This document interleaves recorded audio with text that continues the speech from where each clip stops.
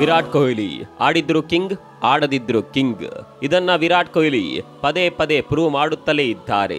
T20 ವಿಶ್ವಕಪ್ final ಬಿಟ್ರೆ ಕೊಹ್ಲಿ ಇಡೀ ಟೂರ್ನಿಯಲ್ಲಿ ವಿಫಲರಾಗಿದ್ರು. ಶ್ರೀಲಂಕಾ ಒನ್ ಡೇ ಸೀರೀಸ್ನಲ್ಲೂ ಅವರ ಕಳಪೆ ಆಟ ಮುಂದುವರಿಯಿತು. ಸದ್ಯ ಅವರು ಯಾವುದೇ ಮ್ಯಾಚ್ ಆಡ್ತಾ ಇಲ್ಲ. ಆದರೂ ಕ್ರಿಕೆಟ್ ಜಗತ್ತಿನಲ್ಲಿ ವಿರಾಟ್ ಕಿಂಗ್ ಅನ್ನೋದನ್ನ ಮತ್ತೊಮ್ಮೆ ಪ್ರೂವ್ ಮಾಡಿದ್ದಾರೆ. ವಿಪ್ಲ ಫೌಂಡೇಶನ್ ಜೊತೆಗೂಡಿ ಅವಕಾಶ ವಂಚಿತ ಮಕ್ಕಳ ಶಿಕ್ಷಣಕ್ಕಾಗಿ team India player KL Rahul ಮತ್ತು ಆತಿಯಾ ಶೆಟ್ಟಿ ಕ್ರಿಕೆಟ್ ಆಟಗಾರರ ಪರಿಕರಗಳನ್ನ ಹರಾಜಿಗೆ ಇಟ್ಟಿದ್ದರು. ಈ ಹರಾಜಿನಲ್ಲಿ 1,93,00,000 ರೂಪಾಯಿ ಸಂಗ್ರಹವಾಗಿದೆ. ಟೀಮ್ ಇಂಡಿಯಾ ಆಟಗಾರರ ಜೆರ್ಸಿ, ಬ್ಯಾಟ್ ಮೂಲಕ ಬಡ ಮಕ್ಕಳ ಶಿಕ್ಷಣಕ್ಕಾಗಿ ನಿಧಿ ಸಂಗ್ರಹಕ್ಕೆ ಮುಂದಾಗಿದ್ದ KLR ದಂಪತಿ ಮೊದಲ ಪ್ರಯತ್ನದಲ್ಲೇ ಸಕ್ಸಸ್ ಕಂಡಿದ್ದಾರೆ. ಟೀಮ್ ಇಂಡಿಯಾದ ಮಾಜಿ ನಾಯಕ ವಿರಾಟ್ ಕೊಹ್ಲಿ ಅವರ ಜೆರ್ಸಿಯನ್ನ ಹರಾಜಿಗಿಡಲಾಗಿತ್ತು. ಈ ಜೆರ್ಸಿಯು ಬರೋಬ್ಬರಿ 40 ಲಕ್ಷ ರೂಪಾಯಿಗೆ ಮಾರಾಟವಾಗಿದೆ. ಕಿಂಗ್ ಕೊಹ್ಲಿ ಬ್ಯಾಟಿಂಗ್ ಮಾಡುವಾಗ ಧರಿಸಿದ್ದ ಗ್ಲೌಸ್ ಕೂಡ ಈ ಹರಾಜಿನಲ್ಲಿತ್ತು. ಇದನ್ನ ವ್ಯಕ್ತಿಯೊಬ್ಬರು ಬರೋಬ್ಬರಿ 28 ಲಕ್ಷ ಕೊಟ್ಟು ಖರೀದಿ ಮಾಡಿದ್ದಾರೆ.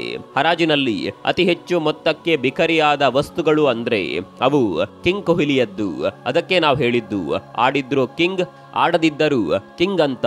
ಒನ್ ಡೇ ಕ್ರಿಕೆಟ್ನಲ್ಲಿ 3 ದ್ವಿಶತಕ ಬಾರಿಸಿರುವ ಟೀಮ್ ಇಂಡಿಯಾ ಕಪ್ತಾನ ರೋಹಿತ್ ಶರ್ಮಾ ಬ್ಯಾಟ್ ಅನ್ನ ಕೂಡ ಬಿಡ್ಗೆ ಇಡಲಾಗಿತ್ತು. ಹಿಟ್ಮ್ಯಾನ್ ಬ್ಯಾಟ್ 24 ಲಕ್ಷ ರೂಪಾಯಿಗೆ ಸೇಲ್ ಆಯಿತು. ಈ ಮೂಲಕ ಈ ಹರಾಜಿನಲ್ಲಿ ಬಿಕರಿಯಾದ 3ನೇ ದುಬಾರಿ ವಸ್ತು ಎನಿಸಿಕೊಳ್ತು. ಇನ್ನು ಮಾಜಿ ನಾಯಕ MS ಧೋನಿ ಬ್ಯಾಟ್ 13 ಲಕ್ಷ ರೂಪಾಯಿಗಳಿಗೆ ಬಿಕರಿಯಾಗಿದೆ. ಮಹಿ ಅಂತಾರಾಷ್ಟ್ರೀಯ ಕ್ರಿಕೆಟ್ನಿಂದ ದೂರವಾಗಿ 5 ವರ್ಷ ಕಳೆದರೂ ಅವರ ಕದರ್ ಕಡಿಮೆಯಾಗಿಲ್ಲ ಅನ್ನೋದಕ್ಕೆ ಇದೇ ಸಾಕ್ಷಿ. ಟೀಮ್ ಇಂಡಿಯಾ ಮಾಜಿ ನಾಯಕ, ಮಾಜಿ coach, legend player Rahul Dravid ಸಹ ಈ ಹರಾಜಿಗಾಗಿ ತಮ್ಮ ಬ್ಯಾಟ್ ಒಂದನ್ನ ನೀಡಿದ್ದರು. ಈ ಬ್ಯಾಟ್ ಬರೋಬ್ಬರಿ 11 ಲಕ್ಷ ರೂಪಾಯಿಗೆ ಮಾರಾಟವಾಗಿದೆ. ರಾಹುಲ್ ಸ್ವತಃ ತಮ್ಮ ಜೆರ್ಸಿಯನ್ನೇ ಹರಾಜಿಗಿಟ್ಟಿದ್ದರು. ಅದು ಬರೋಬ್ಬರಿ 11 ಲಕ್ಷ ರೂಪಾಯಿಗೆ ಮಾರಾಟವಾಗಿದೆ. ವೇಗಿ ಜಸ್ಪ್ರೀತ್ ಬೂಮ್ರಾ ಸಹಿ ಹಾಕಿರುವ ಟೀಮ್ ಇಂಡಿಯಾ ಜೆರ್ಸಿಯು 8 ಲಕ್ಷ ರೂಪಾಯಿಗೆ ಹರಾಜಾಗಿದೆ. ಇಂಗ್ಲೆಂಡ್ ಆಟಗಾರ ಜೋಸ್ ಬಟ್ಲರ್ ಸಹಿ ಹಾಕಿದ Rajasthan Royals Jersey, south Africa ಕ್ರಿಕೆಟಿಗ ಕ್ವಿಂಟನ್ ಡಿಕಾಕ್ ನೀಡಿದ ಕೀಪಿಂಗ್ ಗ್ಲೌಸ್ ಹಾಗೂ ವೆಸ್ಟ್ ಇಂಡೀಸ್ ಆಟಗಾರ ನಿಕೋಲಸ್ ಪೂರನ್ ನೀಡಿದ ಲಕ್ನೋ ಸೂಪರ್ ಜೈಂಟ್ಸ್ ತಂಡದ ಜೆರ್ಸಿಯು ಒಟ್ಟು 2.10 ಲಕ್ಷ ರೂಪಾಯಿಗೆ ಮಾರಾಟವಾಗಿದೆ.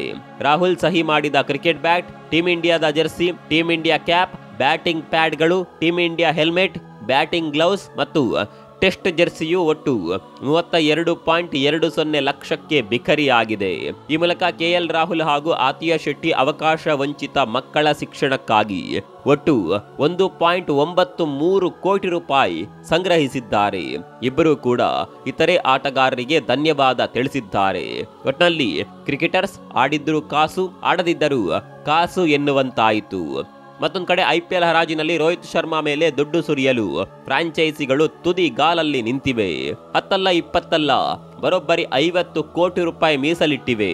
ಅದರಲ್ಲೂ ಡೆಲ್ಲಿ ಕ್ಯಾಪಿಟಲ್ಸ್ ಮತ್ತು ಲಕ್ನೋ ಸೂಪರ್ ಜೈಂಟ್ಸ್ ಫ್ರಾಂಚೈಸಿಗಳು ಮಾಸ್ಟರ್ ಪ್ಲಾನ್ ಅನ್ನ ರೂಪಿಸಿವೆ. ರೋಹಿತ್ಗಾಗಿಯೇ 50 ಕೋಟಿ ರೂಪಾಯಿ ರೆಡಿ ಮಾಡಿಕೊಂಡಿವೆ.